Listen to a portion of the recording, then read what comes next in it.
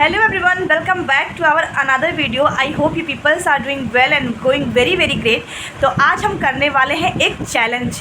तो चैलेंज क्या है अभी बताते हैं आपको। उससे पहले ये बता दें कि अभी टाइमिंग क्या हो रहा है। तो अभी टाइमिंग हो रहे हैं 10 बज रहे होंगे आई थिंक। तो वॉच किधर है? तो टाइमिंग अभी 9:45 हो रहा है। आपको उल्टा दिखेगा कि मैंने फ्रंट कैमरा से लिया है। टाइमिंग अभी हो रहे हैं 9:45। तो अभी हमने खाना वाना जस्ट खाया है, थोड़ा सा रेस्ट करेंगे अभी 10 बजे तक। तो 10 बजे के बाद हम स्टार्ट करेंगे अपना चैलेंज। तो चैलेंज ये है पुलिंग एन ऑल नाइटर।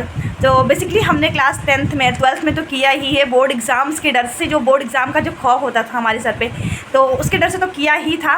और यूपीएससी में भी 1-2 बारी किया है, बट आज करने वाले हैं रात 10 बजे से सुबह 6 बजे तक। तो उसमें 3 स्लॉट होगा हमारा। तो क्या क्या होगा उसको आगे आपको पता चल जाएगा। तो या अभी मिलते हैं आपसे कुछ टाइम बाद। पहले रेस्ट कर लेते हैं फिर, क्योंकि काफ़ी टाइम तक बैठना है, तो रेस्ट इज़ मस्ट। मिलते हैं आपसे कुछ टाइम बाद। मैंने अभी आपको कुछ टाइम पहले ही बताया था कि 10 बजे से हम अपना स्लॉट स्टार्ट करेंगे। तो 10 बज गया है और मैंने इकॉनमी के बुक उठा लिए हैं, पेन और पेपर भी उठा लिए हैं, और इसमें से उठाया हमने इन्फ्लेशन चैप्टर। अब आप सोच रहे होंगे मैंने कितना कुछ उठा लिया। तो उठाया है तो उसको कंप्लीट भी करना है। तो इन्फ्लेशन चैप्टर मैंने इसलिए उठाया क्योंकि it is very important for us. तो इसीलिए मैंने इसको सबसे पहले उठाया, क्योंकि बहुत ही ज़्यादा मल्टी टाइम पूछा गया है, PYQ मैंने देखा है। तो मैंने इन्फ्लेशन चैप्टर को उठाया। तो इन्फ्लेशन क्या होता है, क्योंकि मैंने काफ़ी ज़्यादा इन्फ्लेशन कह दिया, तो सबसे पहले आपके माइंड में ये आया होगा कि इन्फ्लेशन क्या होता है। जिनको पता है उनके लिए नहीं है, जिनको नहीं पता है उनको भी पता चल जाए, इसीलिए मैं आपको बता रही हूँ। तो इन्फ्लेशन का मतलब होता है महंगाई, और इसका एक छोटा सा डिफिनेशन देंगे। It is refers to the rise in general price in economy over a period of time. तो इसको मतलब हिंदी में हम ऐसा कहेंगे, एक समय अंतराल के बाद जब जनरल प्राइस लेवल में बढ़ोतरी होती है, राइज़ होता है, तो हम उसे कहते हैं इन्फ्लेशन।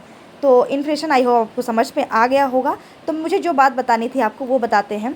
ऑलमोस्ट आपको पता ही होगा कि हर साल हर ईयर आप ये फील करते हो, ये फेस करते हो कि टमाटर के दाम बढ़ गए, अनियन के दाम बढ़ गए, गार्लिक के दाम बढ़ गए। तो ये मतलब बढ़ते रहते हैं, और फ्यू प्रोडक्ट के ही बढ़ते हैं। तो इसके लिए एक छोटा सा सेंटेंस है या वर्ड है हमारे पास। तो मैंने पढ़ा, तो मैंने सोचा आपके साथ भी शेयर कर देते हैं। वैसे मेरा आदत है शेयर करना, I hope you don't mind it. तो वर्ड है स्क्यूफ्लेशन। स्क्यूफ्लेशन मतलब ये होता है high price level in few product while other product is as usual. जैसे कि अनियन और टमाटर और गार्लिक की बात हमने की है, स्पेसिफिक प्रोडक्ट नहीं है, और भी हो सकते हैं जो आपके अकॉर्डिंग महंगे हो जाते हैं।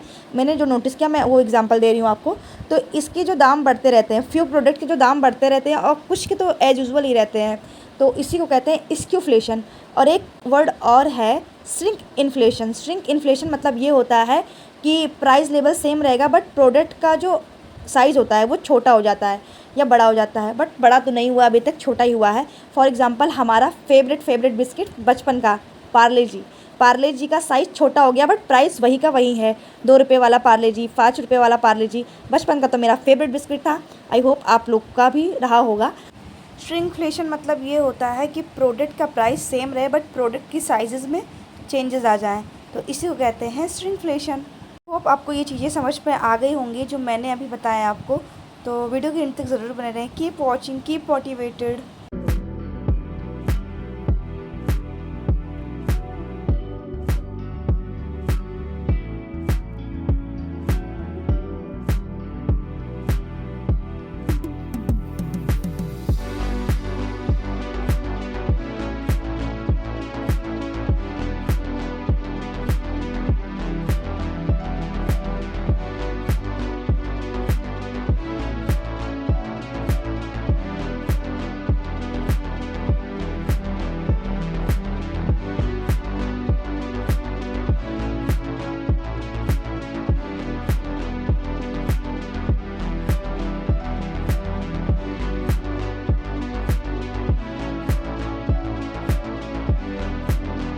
A few moments later. अभी बज रहे हैं रात के 12:30, ऑलमोस्ट 12:40 हो रहा है।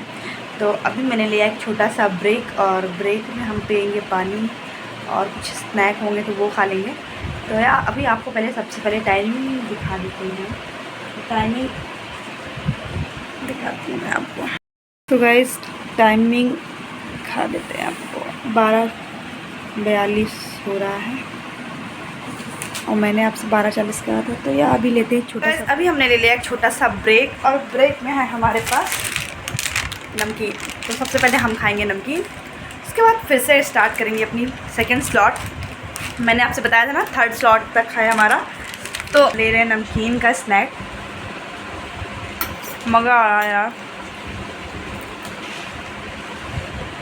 बस 5 मिनट का ब्रेक है, इसको खाएंगे, पानी पियेंगे, फिर स्टार्ट करेंगे अपनी सेकंड स्लॉट। तो गाइज़ हमारा हो गया ब्रेक टाइम ख़त्म और हम आ गए अपने सेकंड स्लॉट को कंप्लीट करने के लिए और हम बैठ चुके हैं।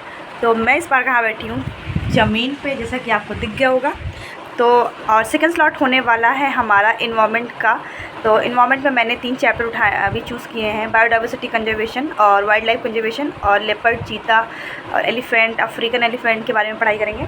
तो ये स्लॉट होने वाला है हमारा ऑलमोस्ट 3 आवर का। देखते हैं कितने टाइम बैठ पाते हैं। तो 3 घंटे का होने वाला है और अभी बच रहा है 1, जैसे कि आपको दिख गया होगा अभी।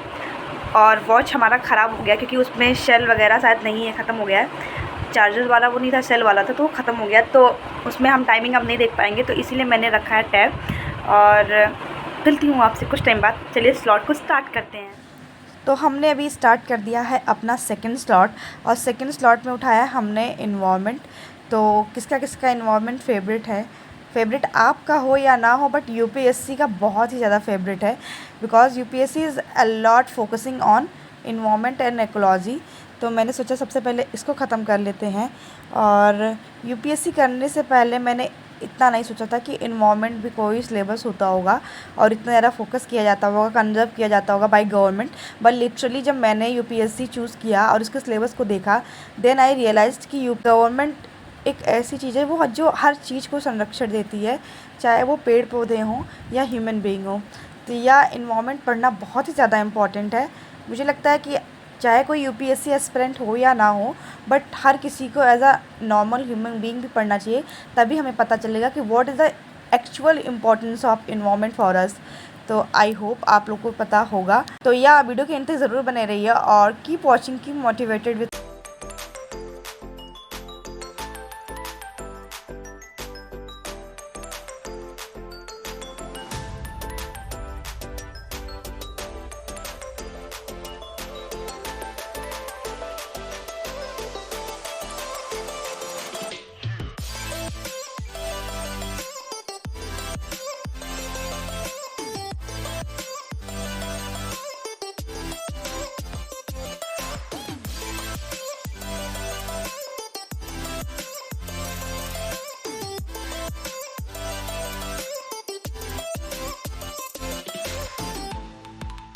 A few moments later. बस फाइनली हमारा ये स्लॉट कंप्लीट होने वाला ही था कि मैंने ले लिया बीच में एक ब्रेक, क्योंकि मेरे सर में होने लगा है दर्द। तो मैंने सोचा थोड़ा सा जाती हूँ बालकनी में, वॉक करती हूँ। वॉक करने के बाद क्या पता माइंड फ्रेश हो जाए और ठंडी ठंडी हवाएं जब चिल करेंगी तो मज़ा आ जाएगा।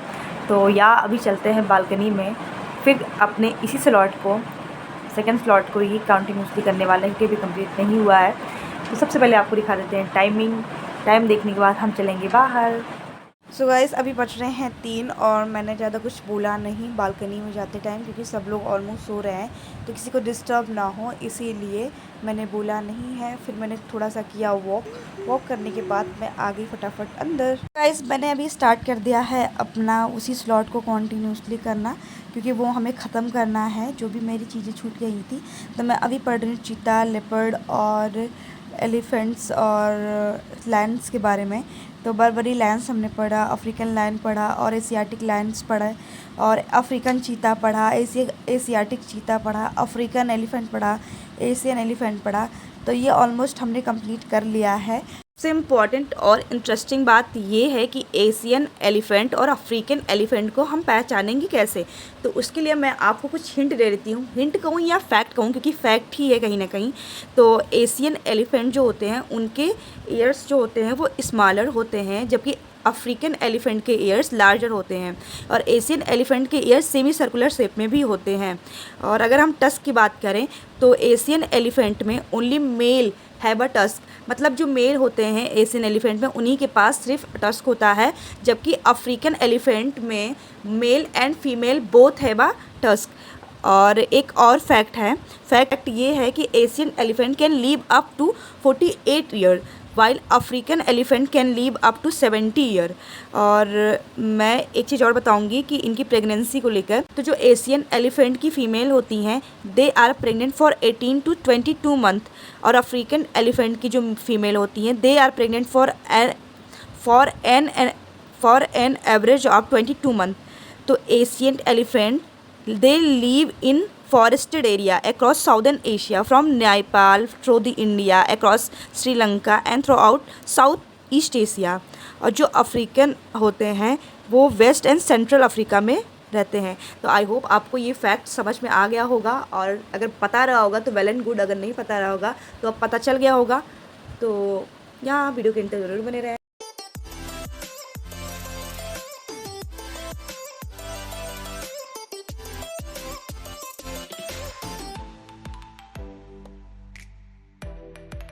A few moments later. So guys finally ये स्लॉट हो गया है कंप्लीट। अभी सेकंड स्लॉट ही हमारा चल रहा था और सुबह के बज रहे हैं 4:30। तो मैं सोच रही हूँ अब सो जाती हूँ, क्योंकि थर्ड वाला स्लॉट मेरे से हो नहीं पाएगा, क्योंकि मुझे लर्न नहीं होगा तो पढ़ने का कोई फ़ायदा है नहीं, क्योंकि वो चीज़ें याद ही ना हो। तो मैं सोच रही हूँ सो जाऊँ, और हल्की हल्की नींद भी आ रही है, शोल्डर में पेन होने लगा, तो मैं सोच रही हूँ सो जाती हूँ। तो या अभी चलते हैं सोने, ब्लॉग को यहीं एंड करते हैं। I hope you like it. तो मिलते हैं नेक्स्ट ब्लॉग में। Bye bye guys.